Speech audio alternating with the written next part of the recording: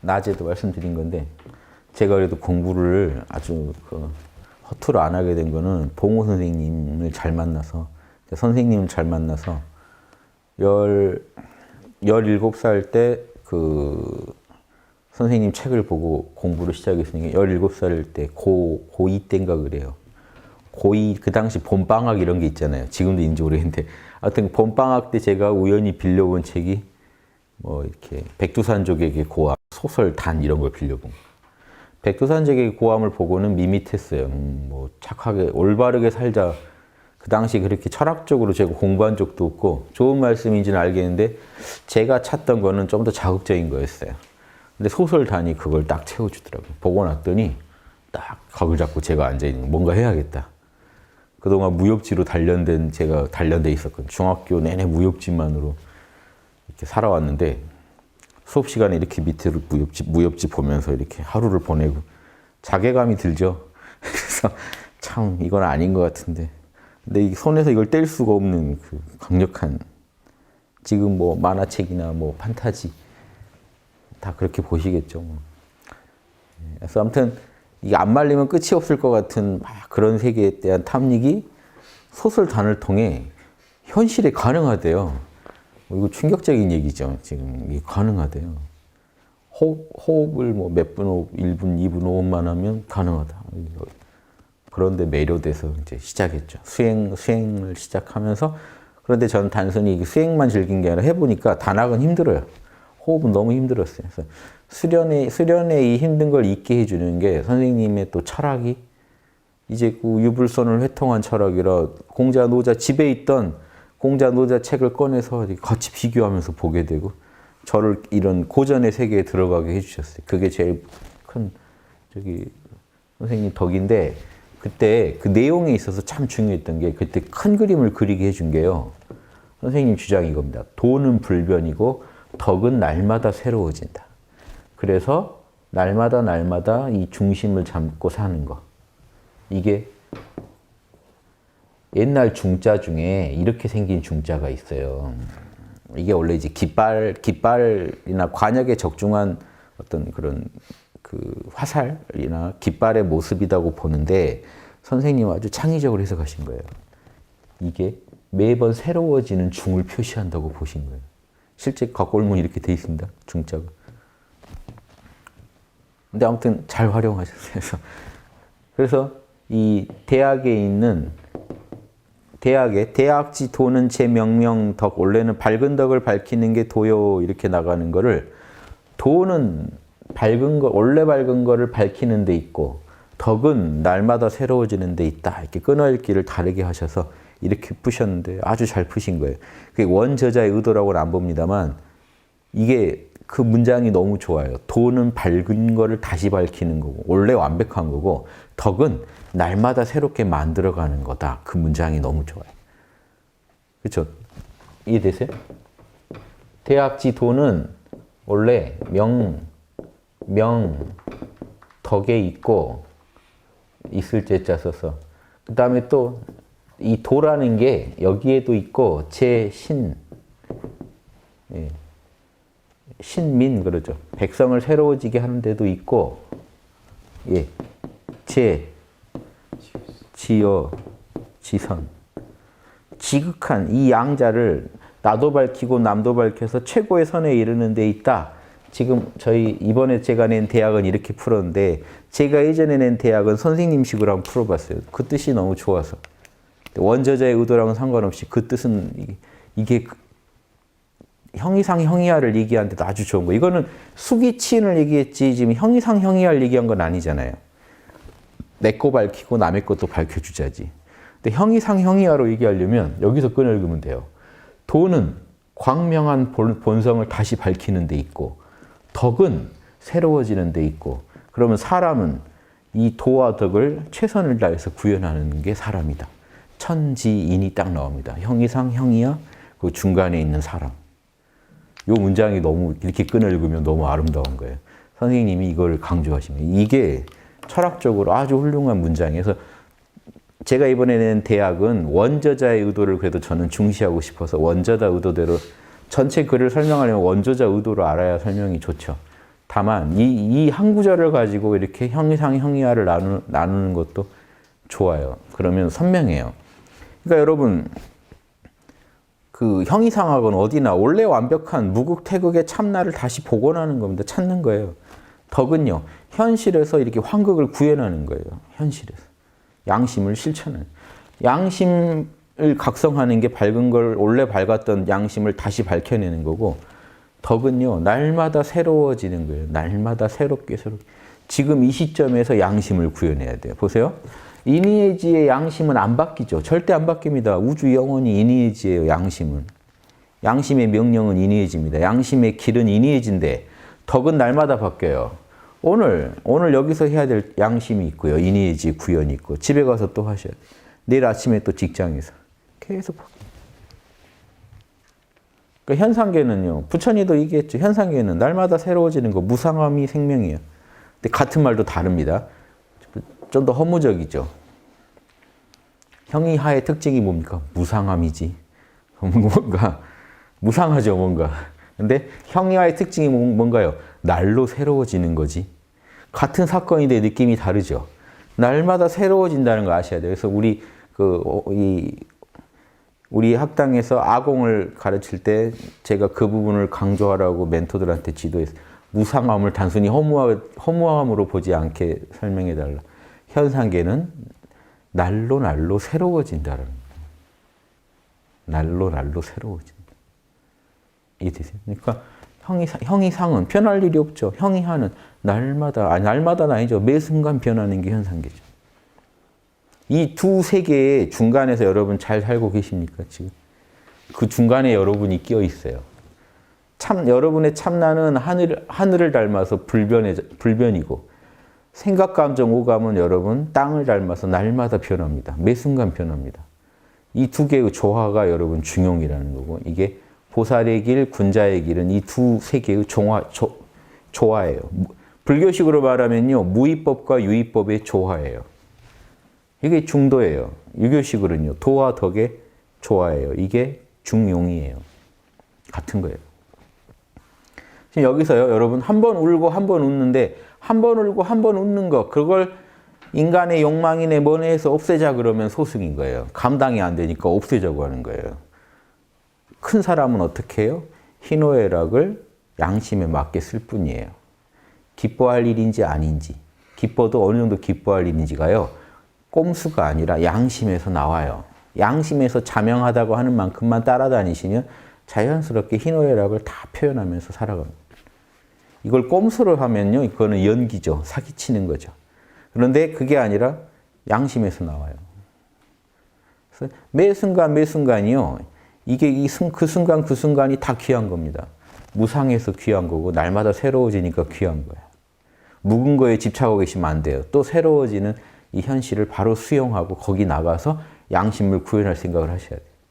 묵은 거 붙잡고 있으면 고해가 시작됩니다. 그런데 여러분 여기 집에서 여기까지 오실 때 한 번 디딘 걸음을 고수하셔서는 못 와요. 그 과감히 버리고 한 걸음 더 내디드니까 그러다 보니 여기까지 오신 거죠. 우리 살아갈 때요. 매 순간을 지금 흘려보내고 있습니다. 바로 지금 이 얘기할 때 지금 이미 사라졌죠. 그 순간은. 과감히 여러분 흘려보내고 지금 또 새로운 순간을 맞이하신 거예요. 현상계는요. 계속 새로워지는 게 본성입니다. 그러니까 이렇게 새로워진다는 건요. 묵은 거 고수하고 있으면 안 된다는 거예요. 그런데 고수해도 되는 묵은 게 하나 있는데 그게 도예요. 도는 영원 불멸이라 그거는 고수하시오.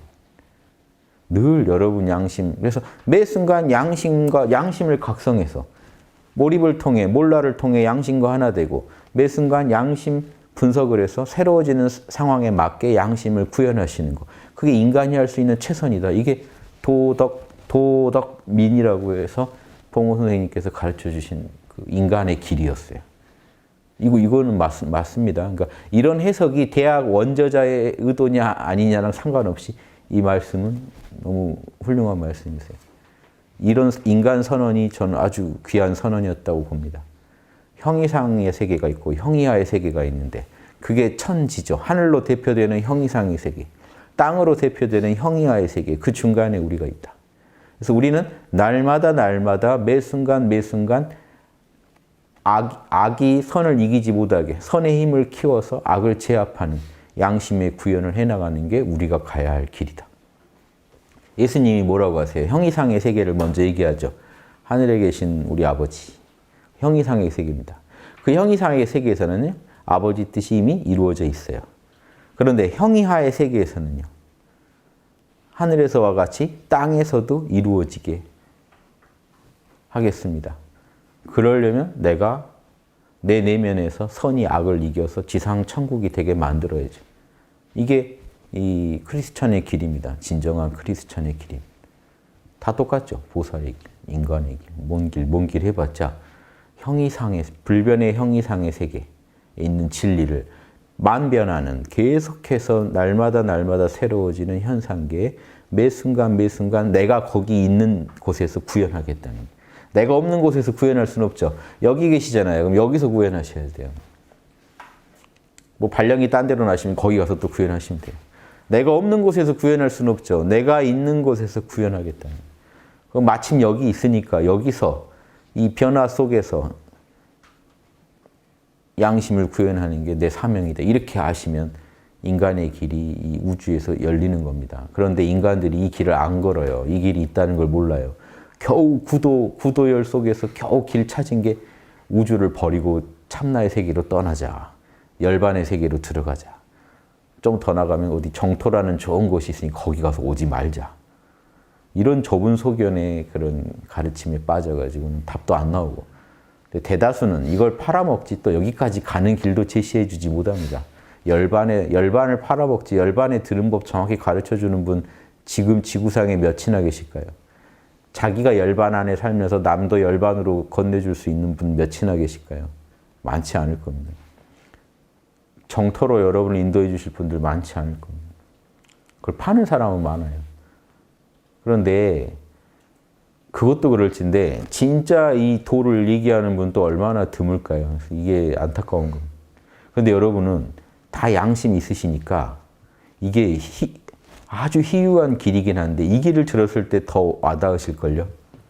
아, 저런 길이 있다면 저게 짱이지 하실걸요? 뭔 얘기인지 아시죠? 인간의 양심 프로그램에 이게 제일 합당하게 보이게 돼 있어요. 정토 가서 오지 말자. 야, 나 이대로 가도 되나? 남은 사람들은 어떻게 되는지 모르겠는데 아무튼 하느님이 알아서 하시겠지. 그러니까 자기가 뭐라고 계속 이렇게 궁시렁궁시렁 해야 돼요. 찜찜하니까. 열반에 들어버립시다. 아, 그래도 되나? 뭐 갈 수 있다면 일단 가긴 갈 텐데 그게 내 양심에서는 그게 찜찜하죠. 다른 종생들 다 고통받는다는데 나만 빠져나가는 거 아닌가? 그리고 빠져나가고 싶다는 생각 자체가 욕심 아닌가? 이런 생각 안 드세요? 나 혼자 좋은 곳 가고 싶다는 게 욕심 아닌가? 그 과연 하나님이 원하시는 답일까? 아무개야 너 천국 가는 길 열렸다. 다른 종생들은 더 굴러야 된다. 너는 그래도 훌륭하니까 천국에 가자. 예, 아버지. 짐 다 싸놨습니다. 그럼 이 아버지가 볼 때 이 새끼가 할 수도 있죠. 그럴 수도 있죠. 뭐 여러분 모든 게 시험이라고 생각하시고요. 매 순간 매 순간 양심에 맞게 살아가신다는 거요. 이거 이상의 답이 없습니다. 왜냐하면 여러분 조금만 여러분 잘해주시면 여러분 에고는 금방 누울 자리를 보면 달을 뻗어요. 아버지가 나를 좀 사랑하시는 것 같다. 거만해집니다. 건방져집니다. 남들을 좀 우습게 봅니다. 신기하죠? 그렇게 돼 있어요. 여러분 에고가. 그 상황에서도 이건 아닌 것 같습니다 하고 딱 정신 차리시는 그분이 진짜 효자인데 진짜 효자의 길은요. 끝없는 양심 성찰의 길입니다. 하느님이 좀 은총 내려준다고 거기 그 분위기 휩쓸려서 오버하시는 순간 그건 아닌 거예요. 근데 사람들이요. 그때는 침묵해요. 왜? 좋으니까. 순경이니까 덥자는 거예요. 너무 좋으니까 이 좀 찜찜한, 내가 볼 때 찜찜한 부분이 있어도 거론하고 싶어 하지 않습니다. 그런 자꾸 자기와 타협을 해버리시면요. 알 수 없는 세계로 갑니다. 영성의 길은요. 무서운 길이에요. 왜? 이건 우리가 만든 길이 아니라 우주가 정한 길입니다. 이니에이지가 지금 이 현장에서 여러분의 마음속에서 구현된다면 이렇게 구현되는 게 제일 옳다는 걸 여러분이 아시니까 그만큼 못했을 때 찜찜하신 거예요. 내가 뭔가 양껏 못했다 하는 게 있어요. 감이 있어요. 그 길에 내 역량 안에서 최선을 다하려고 노력하시는 거. 그게 인간이 가야 될 지어지선의 길. 최고의 선에 머무는 길이에요. 최선을 다하는 거. 양심, 내 내면의 양심, 자명찜찜의 신호를 보내는 양심에 깨어 있으려고 최선을 다하시는 거. 그리고 그 양심을 이 새로워지는 상황에 맞게 구현하려고 최선을 다하시는 거. 묵은 상황 집착하고 계시면 안 돼요. 어제는 이렇게 하니까 통했는데 이런 거 안 돼요. 어제는 양심적으로 했더라도요. 그 기억으로 오늘 하고 계시면 그건 기억으로 하시는 거지 지금 양심으로 하신 게 아니에요. 그래서 날마다 새로운 마음으로 이 현실의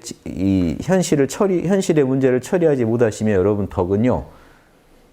그게 깨어있는 덕이 아니고 양심에서 나온 덕이 아닙니다. 그렇죠? 예. 지금 내 양심에서는 그 자명하다 찜찜하다 신호를 아직 내 양심에서 보내는 신호를 내가 지금 읽지 않으면서 어제 좋았으니까 하고 계시는 거는 지금 아니라니까. 지금 이 순간 양심의 신호를 들으시고 그 양심의 신호에 따라서 내가 처한 상황에서 최선을 다하실 수 있느냐. 이거 이상의 인간의 길이 없습니다. 뭐 극락이니 뭐니 정토니 이런 건 다 이 이후에 생각하세요. 천국이니 하는 거. 일단 매 순간 하늘의 뜻, 아버지 뜻, 불성의 뜻에, 진여의 뜻에 따라 사는 게 목표입니다. 여러분이 하셔야 할 그 삶의 길은 그런 겁니다. 그게 여러분의 목표여야 돼요. 이걸 해가지고 천국 가는 게 목표. 그럼 그 순간 이건 수단이 됩니다. 아버지 뜻 따르는 게 수단이 돼요. 절대로 안 됩니다. 아버지 뜻을 따르는 게 목표예요. 그러다가 천국 갈 수도 있고 어디 더 좋은 세계 갈 수도 있죠. 영이 맑아서 더 좋은 세계 갈 수도 있지만 그런다고 해서 내 양심이요 우주 중생 한 마리 어린 양을요 우주 중생들을 포기하지 않습니다. 그 오죽하니 저 하늘나라에 계신 예수님이 내려오셨겠어요. 와서 혹독한 그 고문 당하고 혹독한 일 당하고 이렇게 해서라도 중생들이 더 구제된다면 나는 또 올 거다 하는 마음으로 오시지 않았겠어요? 그 마음이 양심이에요. 그래서 예수님의 마음을 배워야 되는데 예수님이 나 탈출시켜준다고 약속했어. 그것만 믿고 있습니다. 예수님이 내 빚 갚아줬다고 나 약속 받았어. 그러니까 나는 예수님처럼 안 살아도 돼. 이게 얼마나 무지한 생각인지 양심에 비추어서는 다 아실 거예요. 분명히 속에 찜찜하실 게 있을 텐데요. 근데 천국 간다는 그 헛것에 취해서 잠시 잊고 있는 거죠, 여러분. 양심에서 오는 신호를 안 듣고 있어요. 그 순간에도 울리고 있을 거예요. 이건 좀 아닌 것 같다. 아버지가 막 기도하다가 은총을 내려줘서 와, 아버지가 나를 통해 이런 걸 표현하시는구나 하다가 딱 또 사람이 목에 힘들어갑니다. 니네들은 아버지가 나만큼 사랑 안 하나 봐? 이렇게 하면서 내가 제일 사랑받아 하는 그런 마음이 들 때 이건 아니지 하고 돌아볼 수 있는 게 양심의 힘이고 그게 아버지의 뜻이에요. 거기서 사람들은요 빠져버려요. 취해요. 한참 취해서 정신 차리려면 한참 안 좋은 소리 나오고 할 때 정신 차리면 그것도 정신 못 차리면 멀리 가고요. 더. 그러니까 매 순간 양심의 소리를 들으면 순간순간 변해요. 이 사람은 날마다 새롭게 살아가는 거예요. 남들이 볼 때 똑같이 살아가는 것처럼 보여도요. 이분 마음은 계속 새로워요. 여러분 몰라만 하셔도 다시 태어난 기분 안 드세요? 이 커피를 좀 드시고 계셨어요. 몰라 잠깐 몇 초라도 몰라 하고 다시 보면요. 이 상황이 또 새로워요. 신선해요. 왜? 아까는 뇌에서 그냥 마시던 커피 계속 마시고 있는 거예요. 이게 맛도 몰라요. 여러분 커피 처음에나 마시죠? 이 맛이야. 그 다음은요 계속 먹고 있는 거예요. 다 먹어야 되니까. 뇌가 그래요. 그러니까 처리할 때 뇌가 벌써 제가 뇌과학자는 아니지만 이제 재미없어요. 매너리즘에 빠져서 처리하고 있습니다. 그때 몰라 하고 다시 딱 보면요. 또 새로워요. 아, 이 맛이지. 인생을 이렇게 매 순간 새롭게 사시려면 몰라, 마음 리셋의 달인이 되셔야 돼요. 몰라 하고 여러분 만나면 가족도 또 새로워요. 너 이렇게 생겼었지. 여러분 가족도요. 매일 보니까 뇌에서 처리를 안 한다니까요. 대충 넘어갔네. 가족이군 하고 넘어갔네. 근데 가족 처음 만난 사람처럼 가족 얼굴 보고 처음 만난 사람처럼 만져보면요. 전혀 다릅니다. 그러니까 여러분 감동받을 때 늘 있던 풀 한 폭인데 괜히 지나가다가 뭉클해가지고 들여다보고 야 신기하다. 늘 있었는데요. 처음 본 것처럼. 여러분 호흡수련도 제가 그래서 그렇게 얘기해 드리는 거예요. 이 호흡수련을요. 나 몇 초야 몇 초 만들어야 돼 하고 재미없게 하시면요. 정말 재미없어요. 근데 숨 쉴 때마다 몰라로 자꾸 리셋하면서 처음 숨 쉬는 것처럼 신선하게 만나야 이게 재밌습니다. 이 재미없는 것도 새롭게 만날 수 있는데 그러니까 제가 예를 들자면 설거지할 때 몰라 하면은 이게 또 재밌어진다고. 재밌어지는 이유가 매너리즘에 빠져서 하지 않고요. 깨어서 하면은 다 새로워요. 매 순간 매 순간이 새롭게 다가와요. 깨어서 상황을 대하니까. 근데 의식이요. 반쯤 졸면서 대하고 있는 거예요. 지금 매너리즘에 빠졌다는 거는 그 일이 지겨워서 반쯤 무의식적으로 보고 있는 거죠. 무의식적으로 하고 있는 거죠. 근데 딱 정신 차리고 보면 뭐든지 놀라워요. 뭐든지 새로워요. 그래서 늘 새로운 마음으로 살지 않고 보살도가 보살이 어떻게 보살도를 하겠어요. 지겨워서. 아 이거 몇 놈을 구해도 다 역시 검은 머리 짐승은 돕는 게 아니에요 하고 열반에나 들 걸 하고 오판했다라고 하실 수도 있겠죠. 보살이 가다가 지겨워지니. 근데 그렇게 안 되는 이유는 양심에서 힘을 얻어 살아가는 사람이기 때문에 보살은 몰라 괜찮아 하고 양심에 모든 걸 맡기고 양심에서 올라오는 그 신선한 힘을 가지고 거기서 나오는 영감, 거기서 나오는 자비의 힘을 가지고 상황을 해결하려고 하기 때문에 또 새로운 거예요.